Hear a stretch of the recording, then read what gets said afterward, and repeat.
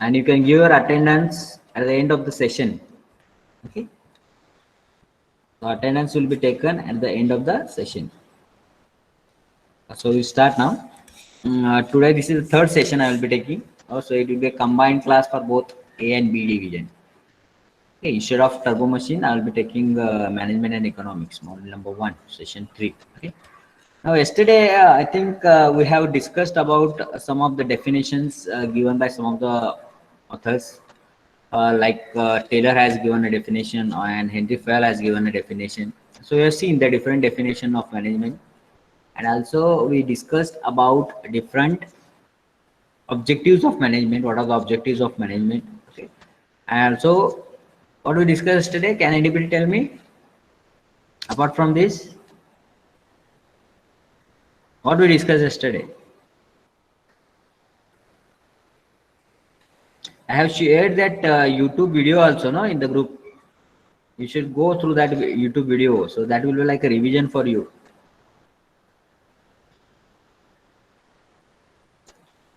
Can anybody tell me what we discussed yesterday?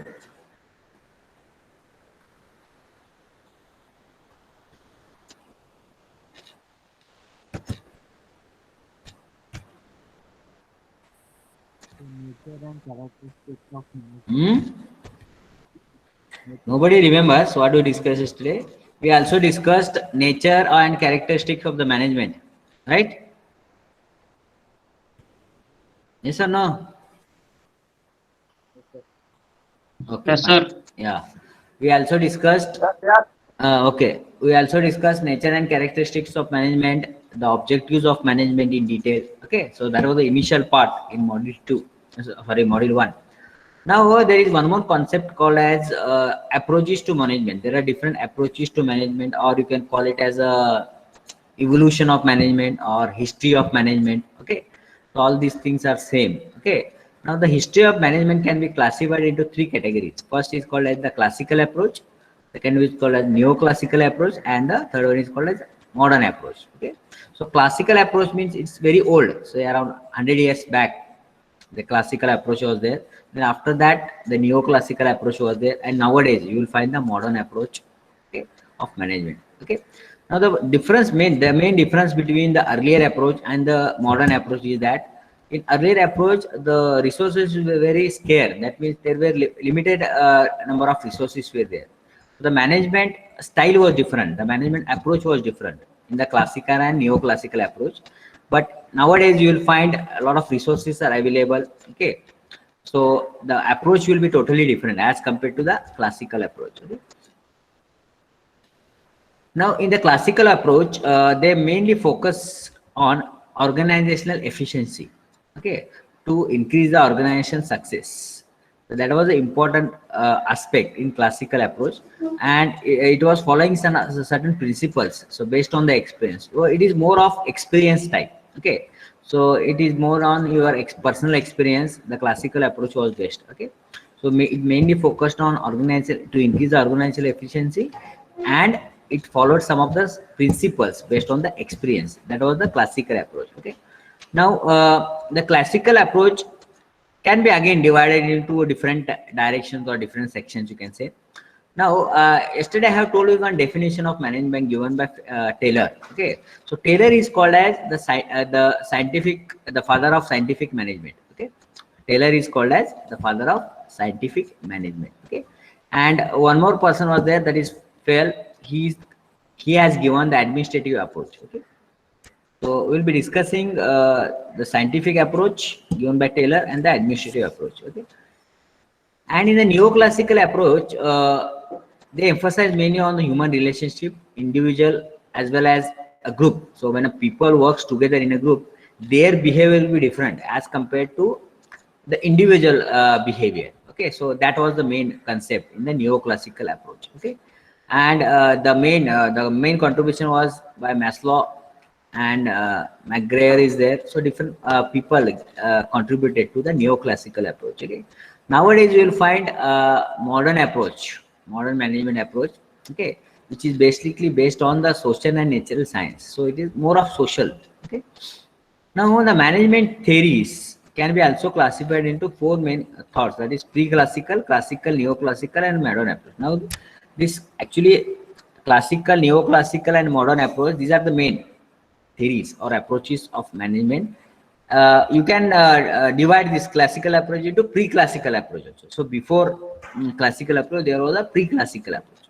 So like that also you can divide. So, but main thing is classical, neoclassical, and modern approach.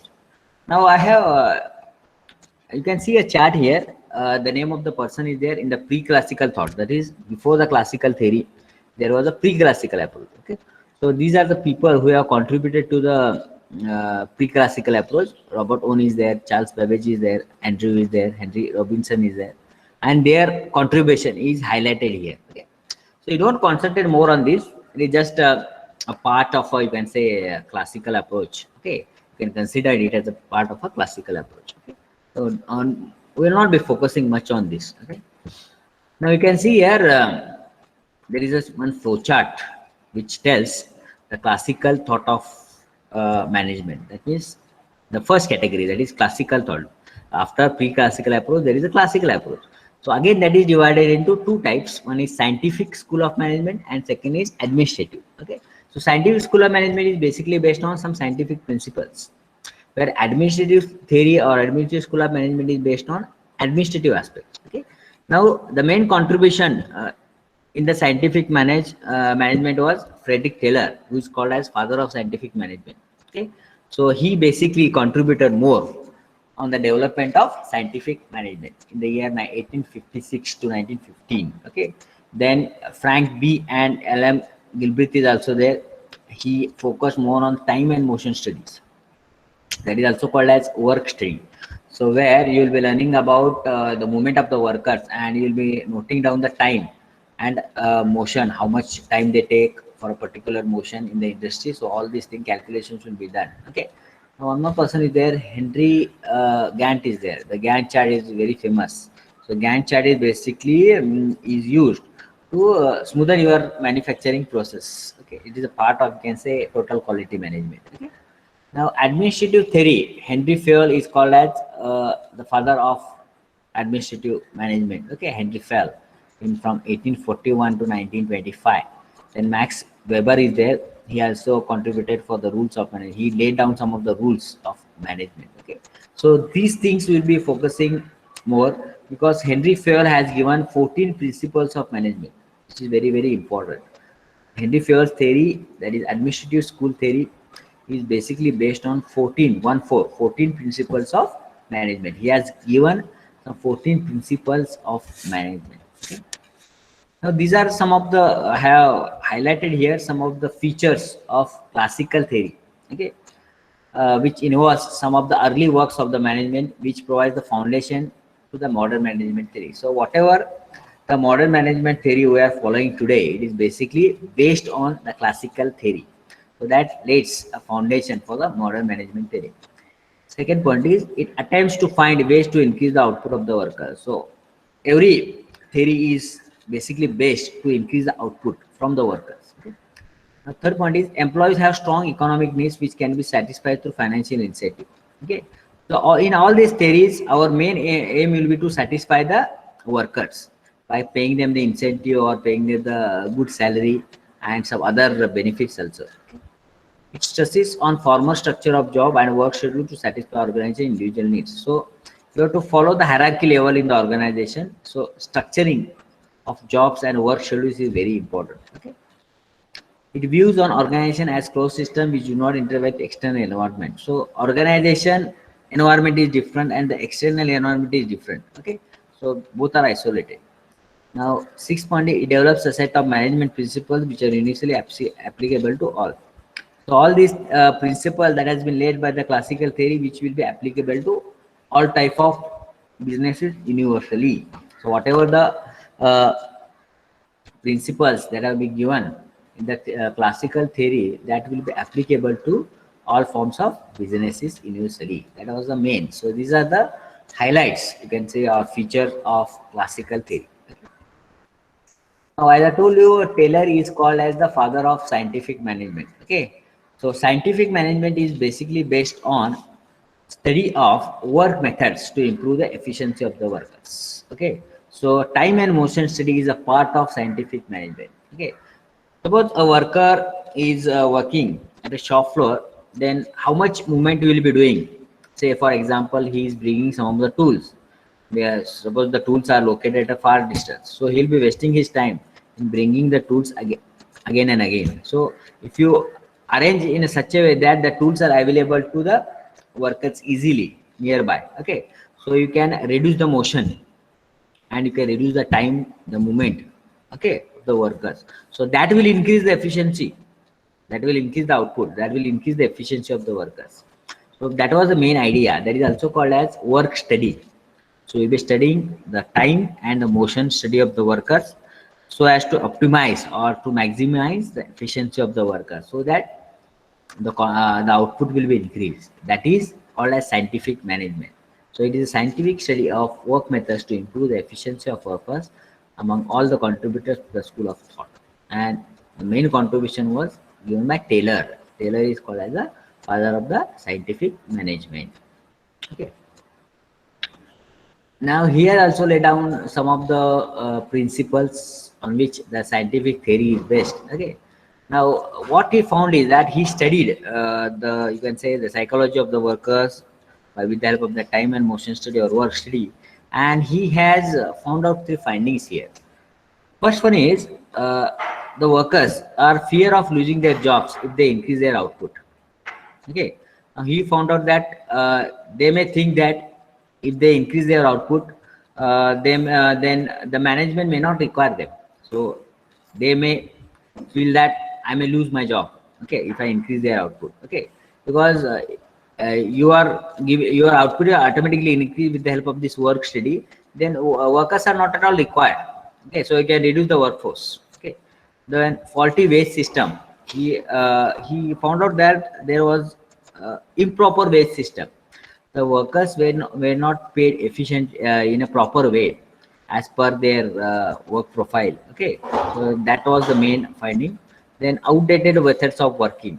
So some of the methods of working were outdated. You can improve on the existing methods of working. So he has suggested some of the principles to overcome this. Okay, that is called as rule of thumb can be replaced with the help of science. Okay, so don't try to remember all these things. Just you have to remember that Taylor is the father of scientific management, and it is based on actually the work methods, work study, and he has found out three findings here that you can remember: fear of losing the job, faulty wage system, and outdated methods of working.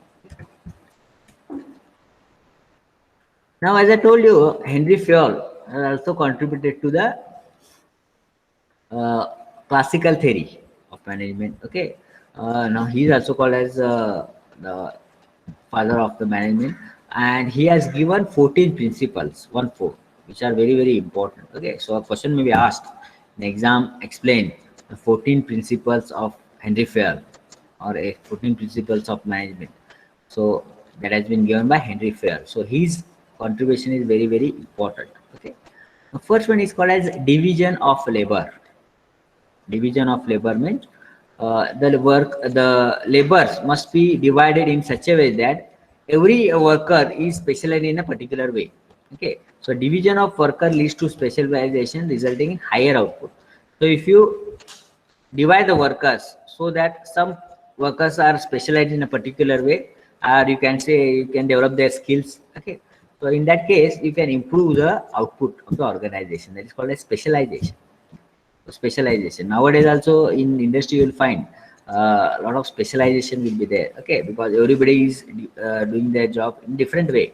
Okay, some people have different skill sets. Like for example, if you are working in design department, then you will have a skill set like you are very well versed with different types of softwares like modeling softwares, CATIA, Pro is there. Okay, so there is a specialization for you. Okay, so division of labor. Then authority. And manager must have the authority to issue the orders and instruct to the subordinates. And that means if you give the authority, what he thought is that if you give the authority to the managers, then he can perform in a better way. That means authority has to be given to the management to take some of the decisions. So so that he can issue the orders, instruction to his subordinate. Subordinate means persons who are working below his level. So if you give him the authority, then he can perform in a better way. That is the main idea of second principle, authority. Third is discipline. Discipline, as you know, discipline means you have to respect the rules and agreements. Okay, so people, if you are following the discipline in the organization, then results will be better.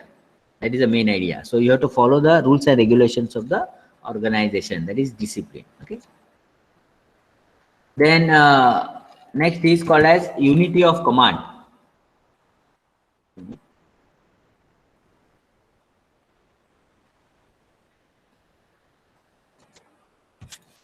Unity of command. Fourth is called as unity command, means only one boss should be there for one subordinate. For example, if a manager is there, then he should have all the authority to take the decision. There should not be something like that. There are 3-4 managers who are taking the decisions for that particular group or particular department. Then there may be some conflicts between the multiple managers. That is the main idea. So there should be a unity of command, means only one boss should be there in the organization who will be taking the main decisions for the organization. Then unity of direction. Direction means if there is only one boss or only one center person who will be taking the decision for the organization, he can give the direction to the subordinates to achieve the objective for the company. So he can provide the direction in a better way if there is only one boss, or you can say only one main person is there who will taking the decision for the organization. That is called as unity of direction. Then subordination of individual interest to general interest. That means if there is a conflict between the individual goals and organizational goals, preference should be given to organizational goals. There should not be any difference. The individual goal should not be different from the organizational goal. It should be a part of the organizational goal. So that is the main. So there has to be some link between. You cannot suppress the goals of the organization and you can just fulfill your individual goals. So there has to be a proper coordination, or individual goal should be a part of the organizational goal.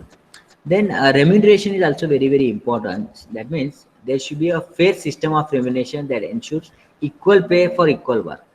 So in an organization, if a person is working say for 8 hours and if a person is working for 6 hours, okay, so the pay should not be same for a person who is working for 8 hours and a person who is working for 6 hours, because there may be some conflicts, no, between the workers also. Okay, so if they are working 8 hours in a shift, then equal pay has to be given. Remuneration means salary, the benefit what you give to the workers. Okay, so it should be fair enough for both employees and employers. Okay, so employers should decide about the remuneration and should be fair enough for the workforce. Then centralization. Centralization is nothing but there should be a centralized department, or there should be some authority, so you can say management or authority who will be taking majority of the decision at the top level. So we have seen that levels of management, right? Top level, middle level, and bottom level. So top level people are called as centralized people because they will be taking majority of the decisions for the company. Okay, and they will be assigning some of the authority to the subordinates to the jobs properly also. So they will be giving some of the authority to the manager, to the middle level managers, who may take some of the decisions for the organization. But there should be only one centralized decision has to be taken at the top level. That is called as centralization. In scalar chain. Scalar chain means hierarchy. Now we have seen levels of management, top level, middle, and bottom. That is called as hierarchy. So the line of authority running from top to level. So the authority will flow from top to lower. So top people will be having more authority as compared to middle level managers. Then middle level managers will be having more authority as compared to lower level managers. So there is a hierarchy. There is a structure that is called as organization structure. So hierarchy of authority has to be defined clear way. So the top people will be taking majority of the decision. Then some of the authority will be transferred to middle level. Then lower level people may not be taking much of the decision. So their authority may be almost nil. Okay, that is called as scalar chain. So there should be a proper organization structure. Hierarchy level should be defined in a correct way. Then next comes 10th one is order. People and material should be in the right place at the right time. Okay, I have told you that the work steady plays a very important role. So if you're locating or if you're keeping the tools at a proper place, then you can reduce the movement of the workers. That will increase the output or the efficiency of the workers. Okay, so right people at the right place should be there. The material should be also at the right place at the right time. So if you place all these things correctly, then you can minimize the movement of the workers and you can maximize the efficiency. So order has to be proper. People and material should be in the right place at the right time. Okay, that is very important. Equity. Equity means all should be considered as equal. You should not give more importance to managers and less importance to subordinates. All are equal in the organization, even though they may be working at different positions, but all are equal in the organization. That is called as equity. Manager should be fair enough to the subordinates. So everybody should be considered as equal. Okay, there may be a difference of remuneration or the wages, but everybody should be considered as equal in the organization because everybody is working for the organization goal. Then the 12th point is stability of the staff. That is very important nowadays. Stability of the staff, security of the staff is very important. Okay, because if a person or a employee, if he feels that he is not secured in the organization, he may not put his 100%. Yes or no? The stability of the staff is really important nowadays. Security. Some companies are giving security for the workers also. Like, for example, they are giving some benefits like incentives and some insurance policies also they are paying as a part of the security to the employees. That is called a stability. So the workers, the workforce will considered as a part of organization and they will put more efforts in achieving the goals for the organization. So stability, the staff is important to ensure efficiency of an organization. Then next point is 13 point initiative. In the organization, it should not happen that only the middle level managers or the top level people have the authority to generate new ideas or just pass on the ideas, and it should not happen that whatever they decide that has to be followed by the organization or the lower people. It should not happen like that. Everybody should have a freedom to conceive new ideas and do their task. Okay, and if they commit any mistake also, then some provision has to be there, so that that can be rectified or that can be considered. Okay, so everybody should have the authority, you can say, or otherwise you can say freedom to generate new ideas so that a collective effort will be there. Okay? So initiative should be there on initiative should be taken by each and every employee in the organization to generate new ideas. The last is called as esprit de corps. It is called as unity is strength. That means if you are working in a team, you should enjoy the working in a team for the benefits of synergy. So there has to be proper coordination between the people. So because if there is a unity in the team or in the organization, then it is very easy to achieve the goals for the organization. Okay? If the persons in a group are just thinking individually, then it will be very difficult to bring that synergy in the team. Okay, so unity is strength. That is very important. Okay.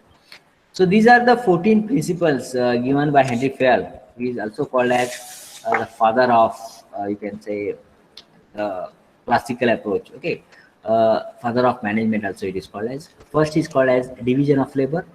Second is called as authority. Third is discipline. Unity of command, unity of direction, subordination of individual interest to general interest, remuneration, centralization, scalar chain or hierarchy, order, equity, stability of the staff, initiative, and unity strength. You can just remember as unity strength, the last one. Okay? So these are the 14 principles laid down by Henry Fayol, which are very important. Okay, it's a part of classical approach of management. Okay, in 1949 he has explained this. Okay, and he has laid down this principle, and which has been followed by most of the organization. So your modern theory of management is also based on these 14 principles laid down by Henry Fayol in 1949. Okay, so a question may be asked on this is very important question usually comes in exam. Explain the 14 principles of Henry Fayol. Okay, so 14 marks or 10 marks, the question may be asked. Okay, so today we have discussed about the three approaches of management. Okay, or theories of management also you can call it as classical approach, neoclassical, and modern approach. Classical approach main contribution is given by Henry Fayol and Taylor. Okay, then this is a flow chart which tells you the classical approach divided into two categories: scientific and administrative. Frederick Taylor, father of scientific management. Okay, then Henry Fayol, the person who is given the administrative theory. Okay, so that you have to remember. It is called as classical theory. Then we have also focused on the features of classical approach, classical theory. Then Taylor's principle. What are the findings of Taylor principles regarded as father of scientific management? Okay, father of scientific management is Taylor. Okay, so these are the three reasons. Okay, then we focus more on Henry Fayol, the 14 principles of Henry Fayol, division of labor, authority, discipline. All these principles you have to remember. This is very important question. Usually comes in exam. Okay.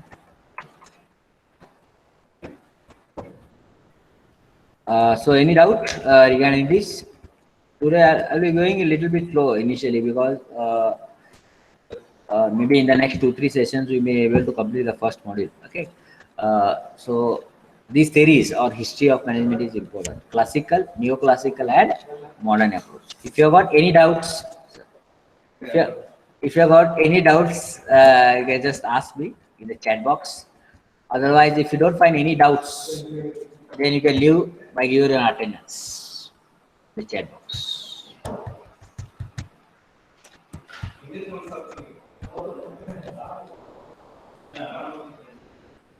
You can ask if you got any doubts in the chat box. Otherwise, you can leave the group by giving the attendance. Thank you. Thank you very much for today's session. In the tomorrow's session, we'll see the basically what is planning, different phases of planning. Okay. So planning in detail we'll be discussing tomorrow. Right? Thank you.